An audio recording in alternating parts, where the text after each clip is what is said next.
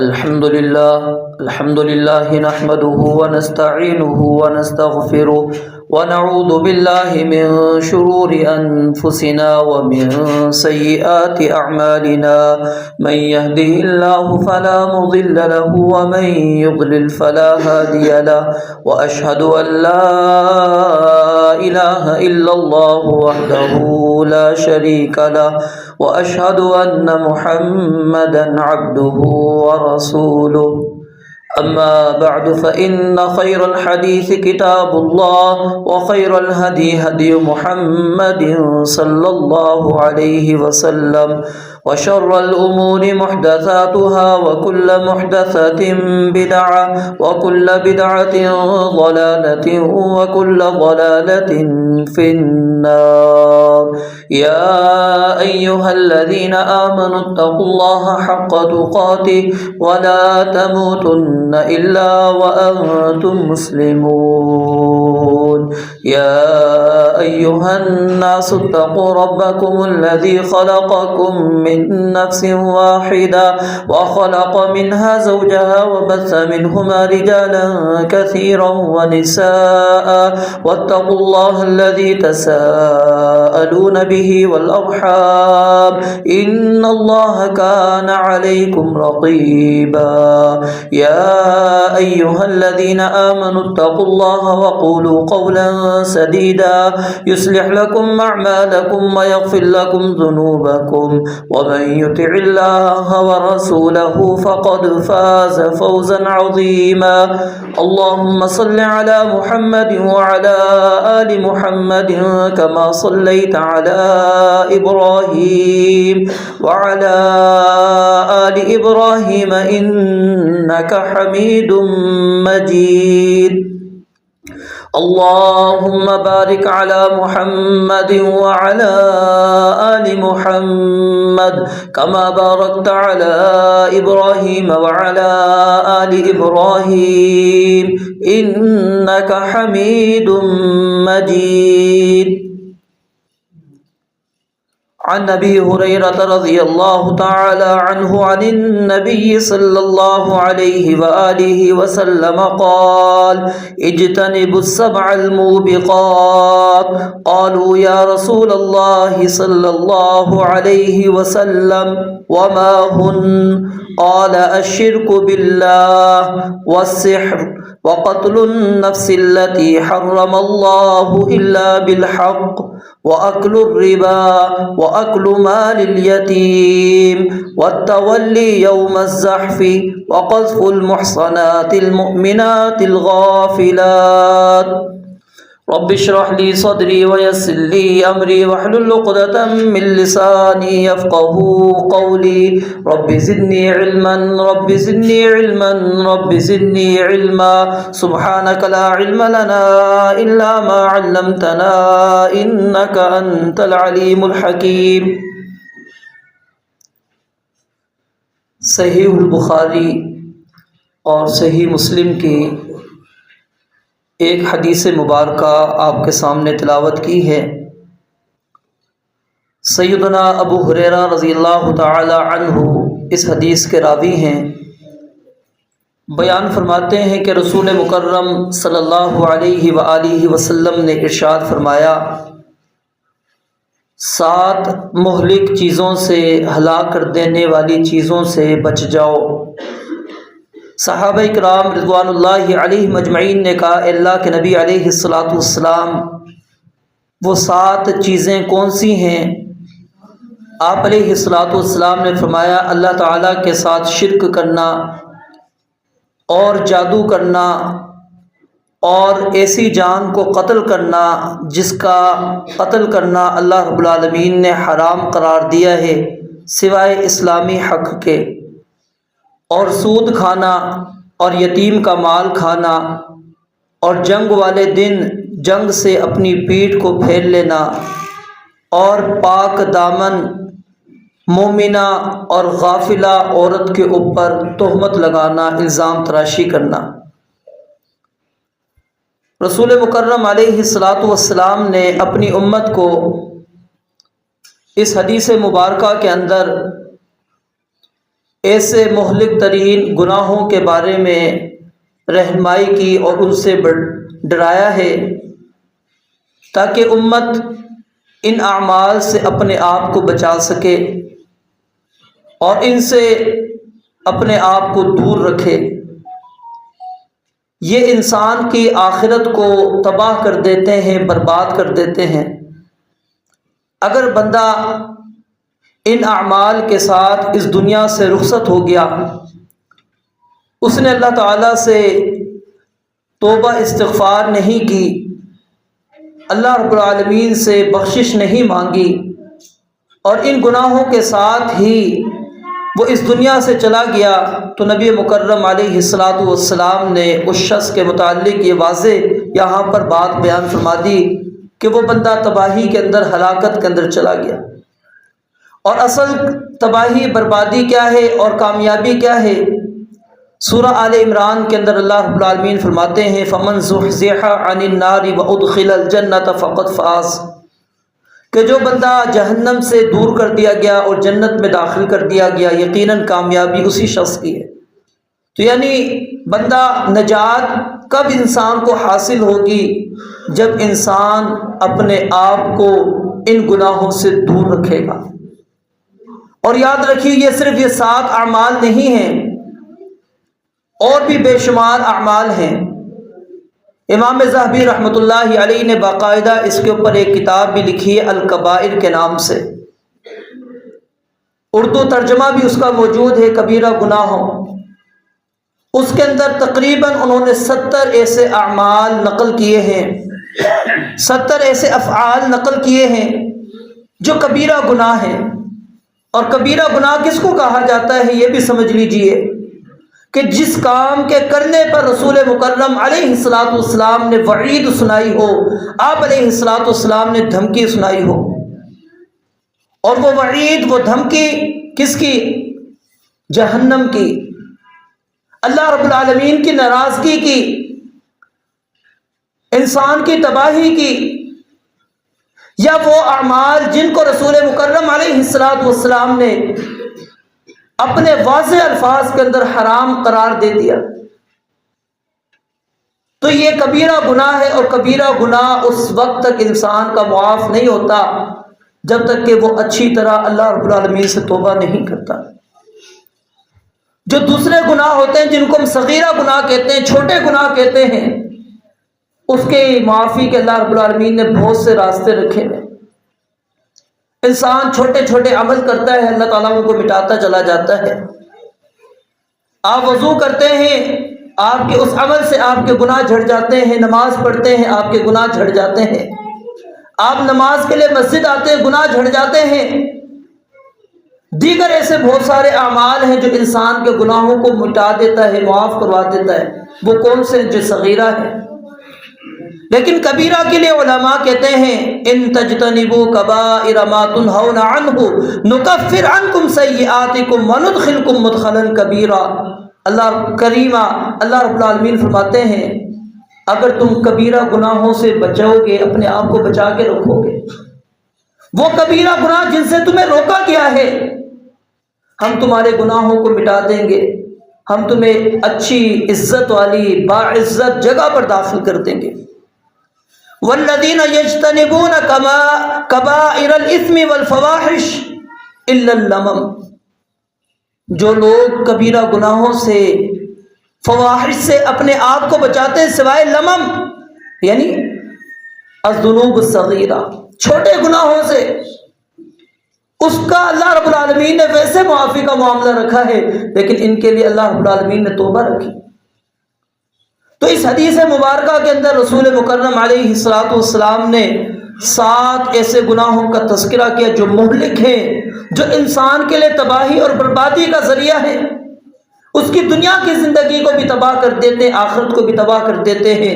اور اس میں سے رسول مکرم علیہ السلام نے سب سے پہلا جو عمل ذکر کیا وہ کیا ہے؟ الشرک باللہ، اللہ رب العالمین کے ساتھ شرک کرنا، اللہ رب العالمین کا ساجی شریک بنانا، وہ چاہے اللہ رب العالمین کی توحید کے اندر، الوہیت کے اندر ہو، ربوبیت کے اندر ہو، اسماء و صفات کے اندر ہو، کسی بھی اعتبار سے آپ اللہ رب العالمین کا ساجی شریک سمجھیں، آپ بنا لیں، تو یہ توحید نہیں رہتی، وہ نواں شرک آ جاتا ہے۔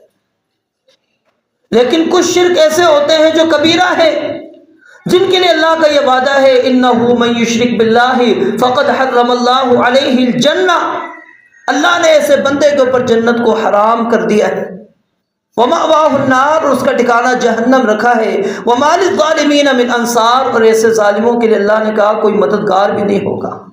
ان اللہ لا یغفر ان یشرک بہ ویغفر ما دون ذلک لمن یشاء ومن یشرک باللہ فقد افترى اثما عظیما، کہ اللہ تعالیٰ اس بندے کو معاف نہیں کرتے جو اللہ رب العالمین کے ساتھ شریک بناتا ہے، اس کے علاوہ اللہ جس کو چاہتا ہے معاف کر دیتے ہیں۔ لیکن کچھ ایسے شرک ہوتے ہیں جو اس کو دائرہ اسلام سے تو نہیں نکالتے، وہ بندہ مسلمان ہوتا ہے، اسلام کی حالت میں ہی ہے، لیکن وہ بھی اس کے لیے مہلک ہے۔ کیوں؟ کہ آپ اس کو معمولی سمجھتا ہوا اپنی زندگی کا ایک حصہ بناتے چلے جائیں گے، اور نتیجتاً پھر کیا ہوگا، وہ ایک کبیرہ گناہ کی صورت بن جائے گا۔ اور اس کے اندر رسول مکرم علیہ الصلوۃ والسلام نے سر فہرست کس کو رکھا؟ ریاکاری کو۔ اب ریاکاری کیا ہوتا ہے؟ نمود و نمائش ہوتی ہے، دکھلاوا ہوتا ہے، اور یاد رکھیے اس کے اندر دونوں چیزیں شامل ہیں، یا تو آپ کسی کی وجہ سے عمل کرنا چھوڑ دیں، یا کسی کے دکھلاوے کے لیے، کسی کو دکھانے کے لیے عمل کریں، یہ دونوں تباہی ہے۔ کیونکہ آپ نے اگر کسی اور کے لیے عمل چھوڑا تو کیوں چھوڑا؟ کہ اس کی رضا تھی، اس کی خوشنودی تھی، وہ یہ چاہتا تھا کہ آپ یہ عمل نہ کریں، آپ نے اس لیے وہ عمل نہیں کیا۔ آپ نے رب کا حکم مان کر نہیں چھوڑا کہ رب نے منع کیا ہے، اس کے رسول علیہ الصلوۃ والسلام نے منع کیا ہے، نہیں، آپ تو دوسرے بندے کی رضا، اس کی خوشنودی کے حصول کے لیے آپ نے یہ کام کیا۔ اور اگر آپ عبادت کر رہے ہیں اللہ کی ہی کر رہے ہیں، رکوع قیام سجود آپ اللہ کے سامنے ہی کر رہے ہیں، لیکن آپ چاہتے کیا ہیں؟ میری اس نماز کو دیکھ کر، میرے اس رکوع کو دیکھ کر، میرے اس سجدے کو دیکھ کر وہ بندہ میرے بارے میں یہ کہے دیکھیں کتنی اچھی اخلاص کے ساتھ نماز پڑھ رہا ہے، کتنا لمبا رکوع کر رہا ہے، کتنا لمبا قیام ہے، کتنا لمبا اس کا سجدہ ہے، کتنی دیکھو عاجزی انکساری کے ساتھ یہ نماز پڑھ رہا ہے۔ وہاں میری نمود ہے، نمائش ہے، دکھلاوا ہے، ریاکاری ہے، اللہ کے لیے نہیں ہے۔ آپ نے فرمایا تھا ان اخوف ما اخاف علیکم، جس چیز کا مجھے تم پر ڈر ہے، خوف ہے، وہ ریاکاری کا ہے۔ اور پھر قیامت والے دن یہ شخص اللہ رب العالمین کے پاس جائے گا، اور حدیث مبارکہ صبح میں پڑھ رہا تھا کتاب الکبائر کے اندر ہی، امام ذہبی رحمۃ اللہ علیہ نے نقل کی، بندہ آ رہا ہے، جنت کے انتہائی قریب پہنچ چکا ہے، جنت کی نعمتیں بھی دیکھ رہا ہے، نظر آ رہی ہیں اس کو، سب کچھ وہ اپنا مقام مرتبہ دیکھ رہا ہے کہ یہ چیزیں مجھے ملنے والی ہیں، لیکن اچانک اس کے بارے میں فیصلہ ہوتا ہے، کہا جاتا ہے کہ جاؤ جو عمل تم نے کیے تھے، جس کے لیے کیے تھے، اس سے جا کے مانگو۔ وہ بندہ جنت اپنی آنکھوں سے دیکھ رہا ہے، نظر آ رہی ہیں، نعمتیں نظر آ رہی ہیں، لیکن اللہ رب العالمین فرماتے ہیں جس کے لیے تو نے عمل کیا تھا، جا آج اس سے جا کے اپنا اجر ثواب لے لے۔ وہ کہے گا اللہ اگر تو نے مجھے جہنم میں ڈالنا تھا، یہ نعمتیں دکھانے کی ضرورت کیا تھی؟ ویسے اٹھا کے تو مجھے جہنم میں ڈال دیتا۔ یہ نعمت میرے سامنے لا کر، جنت میرے سامنے لا کر، تو مجھے پھر کہتا ہے جا جس کے لیے عمل کیا وہاں سے جا کے اجر لے۔ غور کریں اس حدیث کے اوپر، مقصود کیا ہے؟ اللہ کے نبی علیہ الصلوۃ والسلام کیا چیز سمجھانا چاہتے ہیں؟ کہ آپ نے جو چیز حاصل کرنے کے لیے کام کیا وہ آپ کو حاصل نہیں ہوئی۔ ابھی تو ہم نے جنت سن رہے ہیں نا، صرف کہ جنت یہ ہے، نہ دیکھا ہے، نہ کانوں نے سنا ہے، نہ دل میں وسوسہ ہے، ادھر انسان آنکھ سے دیکھ رہا ہے، بالکل اس کے سامنے جنت ہے، جنت کی نعمتیں نظر آ رہی ہیں، لیکن اس انسان کو اس جنت سے محروم کیا جا رہا ہے۔ وہ کیا کہتا ہے، اللہ اگر اس طرح تو جہنم میں مجھے ڈال دیتا، اتنا افسوس مجھے نہیں ہوتا جتنا کہ اب میں یہ جنت دیکھ کر اپنے آپ پر افسوس کرتا ہوں۔ میرے بھائی، اس وقت انسان کے پاس پھر کوئی اجر نہیں، کوئی ثواب نہیں۔ وَقَدِمْنَا إِلَىٰ مَا عَمِلُوا مِنْ عَمَلٍ فَجَعَلْنَاهُ هَبَاءً مَنْثُورًا، اللہ رب العالمین اس کو بکھیر دیں گے، اڑا دیں گے۔ فَلَا نُقِيمُ لَهُمْ يَوْمَ الْقِيَامَةِ وَزْنًا، کوئی وزن ترازو قائم نہیں ہوگا۔ تو یہ شرک دونوں لحاظ سے تباہی بربادی ہے۔ ایک انسان کو ابدی جہنمی بنا رہا ہے، ہمیشہ ہمیشہ جہنم کے اندر لے کر جا رہا ہے۔ ایک ابدی جہنمی تو نہیں بنا رہا، لیکن اس شرک کی وجہ سے وہ بندہ جہنم میں جا رہا ہے۔ اور دوسری چیز السحر، جادو۔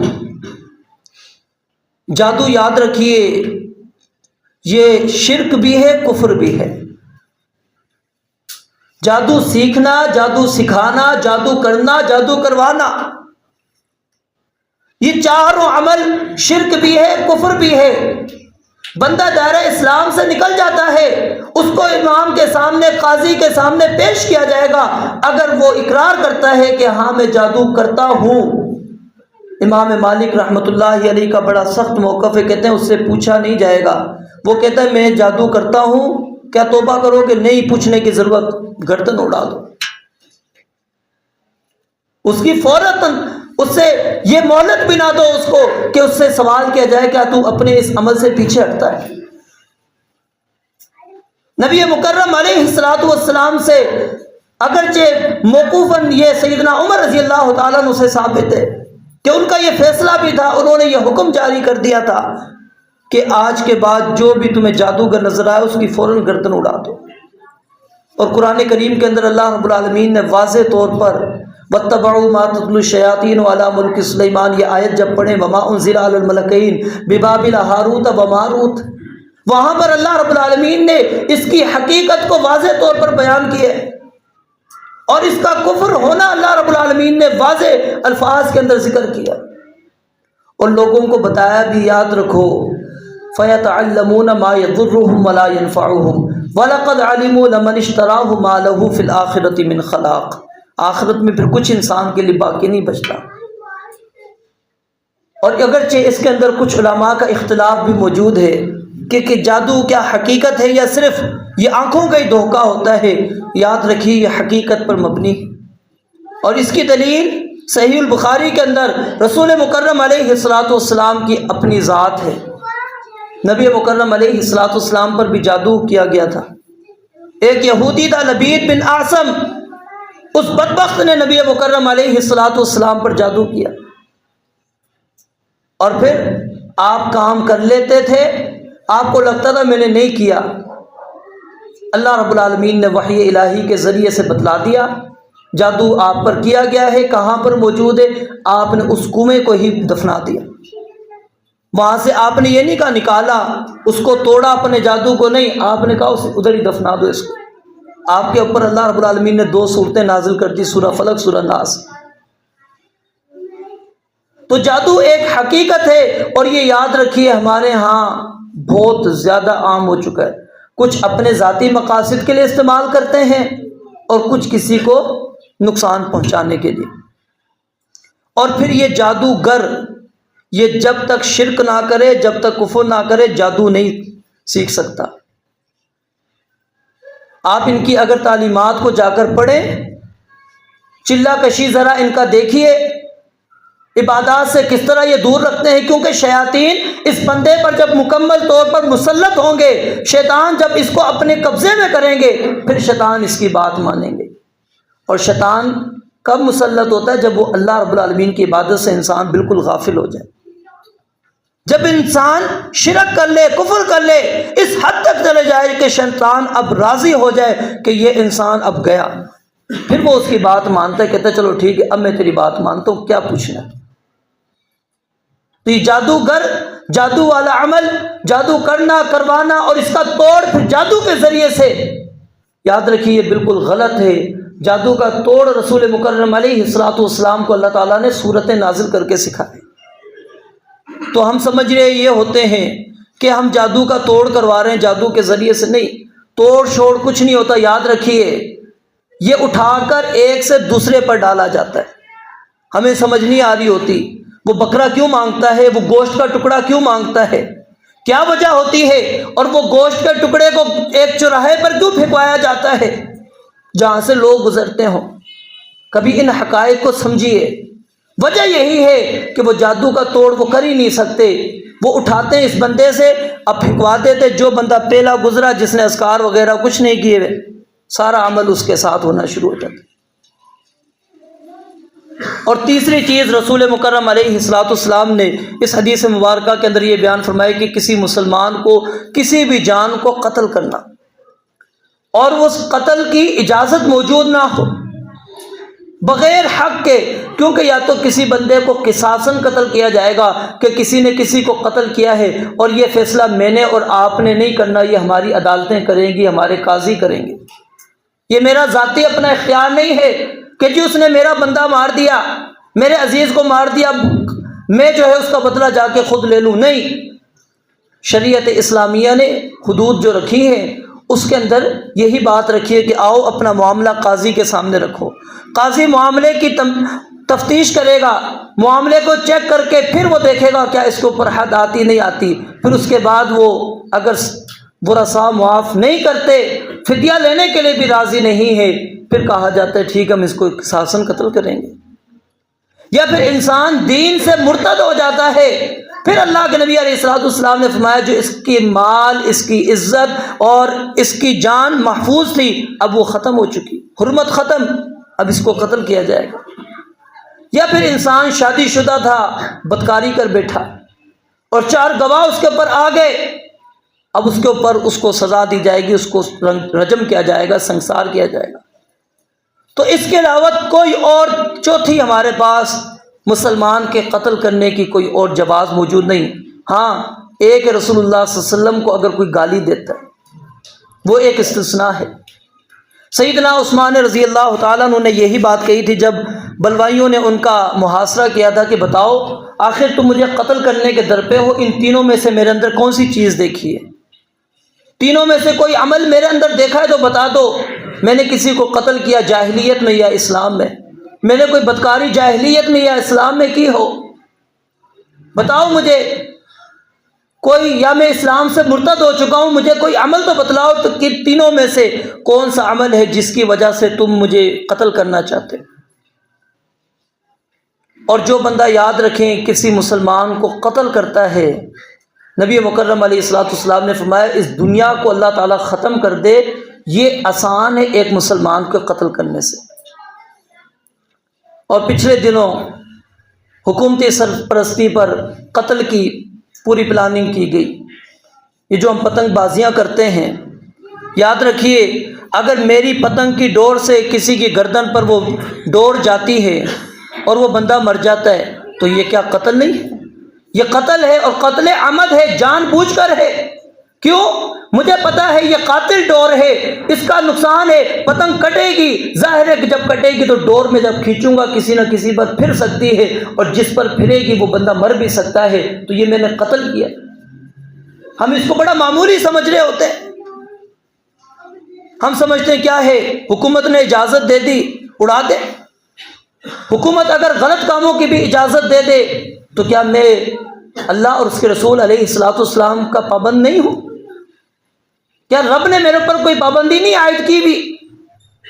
ہمیں اس چیز کو سوچنا چاہیے کہ یہ چھوٹا معاملہ نہیں ہے، یاد رکھیے.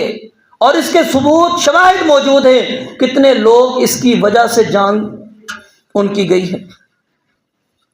اور آپ جب یہ عمل کر رہے ہیں تو اپنے ذہن میں یہ چیز رکھ کر کیا کریں، اگر میری ڈور سے کوئی مر گیا تو مجھے پھر قصاص دینے کے لیے مجھے تیار رہنا چاہیے، نہیں تو پھر اللہ رب العالمین کے ہاں میں مجرم. اور چوتھی چیز رسول مکرم علیہ الصلوۃ والسلام نے اس حدیث مبارکہ کے اندر آپ علیہ الصلوۃ والسلام نے فرمایا وَأَكْلُ الرِّبَا، سود کھانا. یہ بھی ہمارے ہاں بالکل معمولی ہے. ہم سود کھا رہے ہوتے ہیں پھیر پھیر کر. جو واضح طور پر سود نظر آ رہا ہوتا ہے وہ ہمیں پتہ لگتا ہے، ہم ہٹ جاتے ہیں. لیکن ہم تھوڑا سا گھما کر اپنے آپ کو مطمئن کرنے کے لیے ہم کہتے ہیں یہ سود تو نہیں ہے۔ بہت سارے ایسے معاملات ہمارے اندر موجود ہیں جو سودی معاملات ہیں، اور یاد رکھیے صرف نبی علیہ الصلوۃ والسلام نے سود کھانے والے کو نہیں لعنتی قرار دیا، 5 بندے آپ نے اس کی وجہ سے لعنت کے اندر آپ نے فرمایا سب کے سب برابر ہیں۔ اب لکھنے والا کیا کر رہا ہے؟ اس نے کوئی پیسے دیے نہیں، لکھ رہا ہے، صرف کاتب ہے، اسٹامپ ہے اس کے پاس، جا کے آپ اسٹامپ لکھوا رہے ہیں اس سے، وہ اپنی اجرت لے گا اس کے لکھنے کی، لیکن آپ نے فرمایا وہ برابر کا شریک ہے۔ گواہ بناتے ہیں، جی 2 بندے گواہ بن جاؤ، یہ میں نے اس کے ساتھ معاملہ کیا، کیا اس نے لیا؟ اس نے دیا نہیں ہے، آپ نے برابر شریک رکھا اس کو، دینے والا لینے والا 2 ہی ہیں صرف، باقی آپ نے 3 وہ افراد اس کے اندر شامل کر دیے جو اس کے اندر معاون ہیں۔ تو جب معاونین کو نبی علیہ الصلوۃ والسلام گناہ کے اندر برابر قرار دے رہے ہو تو جو کر رہا ہے اس کے لیے کتنی بڑی سزا ہو سکتی ہے۔ اور پھر سورہ البقرہ اس کے جو آخری ربع ہے وہاں پر جا کر آپ پڑھ سکتے ہیں، اللہ رب العالمین نے پورا منظر ذکر کیا اور پھر اعلان جنگ بھی واضح طور پر بیان کیا، جو بندہ اس سے باز نہیں آتا اللہ اور اس کے رسول علیہ الصلوۃ والسلام سے وہ اعلان جنگ کر رہا ہے۔ اور اس کے بعد نبی علیہ الصلوۃ والسلام نے فرمایا وَأَكْلُ مَالِ الْيَتِيمِ، یتیم کا مال کھانا، یتیم کا مال کسی بھی لحاظ سے انسان کے لیے کھانا جائز نہیں ہے۔ اس کی ایک موجودہ شکل جو بڑے مزے سے ہم کھاتے ہیں، بڑے مزے لے کر، وہ کیا ہے؟ دنیا سے جانے والا چلا گیا، اب اس کی تیجا بھی چلنا ہے، اس کا 7واں بھی چلنا ہے، اس کا 10واں بھی چلے گا، 40واں بھی چلے گا، سالانہ بھی چلے گا۔ کہاں سے چلے گا؟ جو مال چھوڑ کر گیا۔ مال کس کا ہے؟ جو پیچھے وارث ہے، مرنے والے کا جو تھا وہ ساتھ لے گیا۔ نبی علیہ السلام نے فرمایا انسان کا صرف وہی ہے جو اس نے اللہ کی راہ میں خرچ کیا یا پہنا بوسیدہ کر دیا، کھا لیا، ختم کر دیا، پیچھے جو چھوڑ کے جا رہے وہ میرا نہیں ہے، وہ میرے ورثاء کا ہے۔ اور میں جو وہاں پر کھا رہا ہوں، کیا وہاں پر چھوٹے بچے نہیں ہوتے؟ کیا ہمیشہ انسان اس عمر میں جاتا ہے کہ جب اس کی اولاد جوان ہوتی ہے؟ کوئی چھوٹے چھوٹے بھی ہوتے ہیں، تو کیا میں وہ یتیم کا مال نہیں کھا رہا ہوتا؟ ہمیں اس چیز پر بھی غور کرنا چاہیے کہ جو میں تیجا 40ویں کے نام پر، سالانہ کے نام پر جا کر کھا رہا ہوں، وہ کس کا مال کھا رہا ہوں؟ یتیم کا مال کھا رہا ہوں۔ یا پھر اللہ نے مجھے والی بنا دیا، وارث بنا دیا کہ ابھی بچے چھوٹے ہیں، میں اس مال کا وارث ہوں، اب میں کیا کرتا ہوں؟ اس کے بڑے ہونے سے پہلے اڑا دوں۔ فرمایا کہ جائز نہیں۔ ہاں اگر تم فقیر ہو فَلْيَأْكُلْ بِالْمَعْرُوفِ، تو دستور کے مطابق کھا سکتے ہو، وگرنہ نہیں۔ وَمَنْ كَانَ غَنِيًّا فَلْيَسْتَعْفِفْ، اللہ کہتے ہیں جو مالدار ہے اس کو چاہیے کہ وہ یتیم کے مال کو وہ ہاتھ بھی نہ لگائے، اس سے اپنے آپ کو دور رکھے، بچے۔ اور پھر نبی علیہ الصلوۃ والسلام نے فرمایا چھٹی چیز وَالتَّوَلِّي يَوْمَ الزَّحْفِ، جنگ والے دن انسان پیٹ پھیر کر بھاگ جائے۔ اور آخری چیز وَقَذْفُ الْمُحْصَنَاتِ الْغَافِلَاتِ مُؤْمِنَاتِ الْغَافِلَاتِ، کہ ایسی پاک دامن عورت کے اوپر جو مومنہ بھی ہو اور وہ بالکل غافل ہو، اس کو پتہ ہی نہیں ہے، اور اس کے اوپر الزام تراشی لگا دی جائے۔ یہ بھی بہت معاملہ آسان سمجھا جاتا ہے ہمارے معاشرے کے اندر۔ سیدہ عائشہ صدیقہ رضی اللہ تعالیٰ عنہ پر یہی تہمت لگی تھی، اور اللہ تعالیٰ نے پھر 10 آیات ان کی برات کے اوپر نازل کی اور فرمایا جو بندہ یہ کام کرتا ہے یاد رکھیں ان کے لیے دنیا میں بھی عذاب ہے، آخرت میں بھی۔ ان کے ہاتھ اور ان کی زبانیں قیامت والے دن ان کے پاؤں گواہی دیں گے ان کے خلاف کہ تم نے یہ غلط جھوٹ گھڑا تھا، الزام غلط لگایا تھا۔ تو کسی ایک مومن پاک دامن عورت کے اوپر جو مومنہ ہے، پاک دامن ہے، اپنی عزت کی حفاظت کرنے والی ہے، اس کے اوپر ہم بات کریں، یہ بہت بڑا گناہ ہے۔ اور اگر کوئی الزام تراشی کرتا ہے، نبی علیہ الصلوۃ والسلام نے فرمایا اگر وہ 4 گواہ نہیں لے کر آتا 80 کوڑے اس کو مارے جائیں گے، اور یہ ہمیشہ ہمیشہ کے لیے اس کی شہادت، اس کی گواہی مانی نہیں جائے گی۔ توبہ کرے گا تو توبہ قبول ہو جائے گی، وگرنہ فاسق ہے، یہ انسان گناہ گار ہے۔ باقی اس کی توبہ، اس کی توبہ قبول ہو جائے گی، لیکن اس کی گواہی پھر دنیا میں کسی وقت بھی قابل اعتبار نہیں ہے کہ یہ بندہ گواہی دے، اس کو بطور گواہ مان لیا جائے۔ یہ چھوٹا معاملہ نہیں ہے کہ ایک مومن، ایک پاک دامن، اس کے اندر مرد بھی شامل ہے، یاد رکھیں کہ مرد کے اوپر بھی اگر کوئی لگاتا ہے تو یہی معاملہ ہے۔ رب العالمین سے دعا ہے اللہ تعالی ہمیں ان مہلک ترین جو گناہ ہیں اللہ رب العالمین محفوظ فرمائے۔ وآخر دعوانا الحمدللہ رب العالمین۔